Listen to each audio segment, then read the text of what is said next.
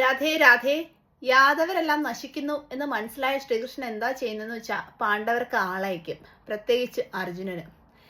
അപ്പോൾ എന്നിട്ട് ശ്രീകൃഷ്ണൻ എന്താ ചെയ്യുന്നത് വെച്ചാൽ തന്റെ അവതാര ഉദ്ദേശം ഏകദേശം പൂർത്തിയായി എന്ന് മനസ്സിലാവും. അപ്പോൾ നോക്കുമ്പോൾ ബലരാമനും ഭൂമി വിട്ടു പോയി, അവതാര ഉദ്ദേശം പൂർത്തിയാക്കി അനന്തനായി എത്തിക്കഴിഞ്ഞു എന്ന് മനസ്സിലാവും.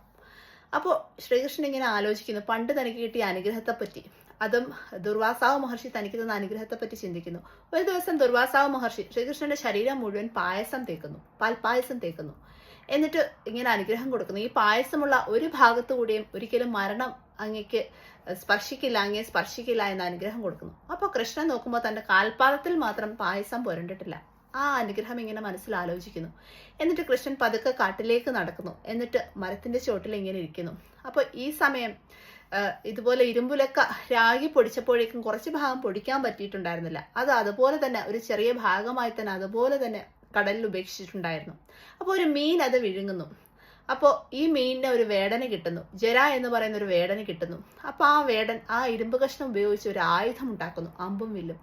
എന്നിട്ട് അയാൾ ആ അമ്പും വില്ലും ഉപയോഗിച്ച് ഇര തേടാനായിട്ട് ഇറങ്ങുന്നു. അങ്ങനെ ഈ ശ്രീകൃഷ്ണൻ ഇരിക്കുന്ന ഈ കാട്ടിലേക്ക് എത്തുന്നു ആ വേടൻ. എന്നിട്ട് നോക്കുമ്പോൾ കൃഷ്ണന്റെ പാദങ്ങൾ, കൃഷ്ണൻ പാദം നീട്ടി വെച്ച് ഇങ്ങനെ ഇരിക്കുകയാണ്, കാല് നീട്ടി വെച്ച്. അപ്പോൾ ശ്രീകൃഷ്ണന്റെ മനോഹരമായ പാദങ്ങൾ കാണുമ്പോൾ ഒരു മാനാണ് എന്ന് വിചാരിച്ചിട്ട് അമ്പും വില്ലും ഇങ്ങനെ ലക്ഷ്യം വെച്ച് അമ്പ് ചെയ്യുന്നു. ആ മാനിനെ ലക്ഷ്യം വെച്ച് അമ്പ് ചെയ്യുന്നു.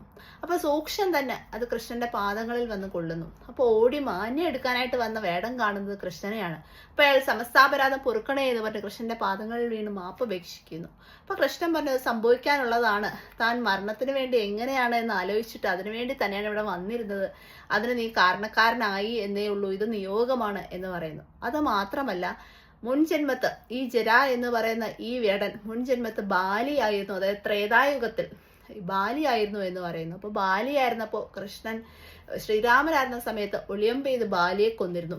ഇപ്പോൾ തിരിച്ച് ഈ ദ്വാപരയുഗത്തിൽ ജര തന്നെ വേടനായി കൃഷ്ണനെ അമ്പെയ്ത് കൊല്ലുന്നു. അതായത് കർമ്മഫലം, ഏത് കർമ്മത്തിനും ഫലമുണ്ട്. ഇനി ഭഗവാൻ കൃഷ്ണൻ ഭൂമിയിൽ അവതരിച്ചാൽ പോലും ആ കർമ്മഫലം അനുഭവിച്ചേ പറ്റൂ എന്ന് കൃഷ്ണൻ അവസാന സമയത്തും അയാൾക്ക് പറഞ്ഞു കൊടുക്കുന്നു.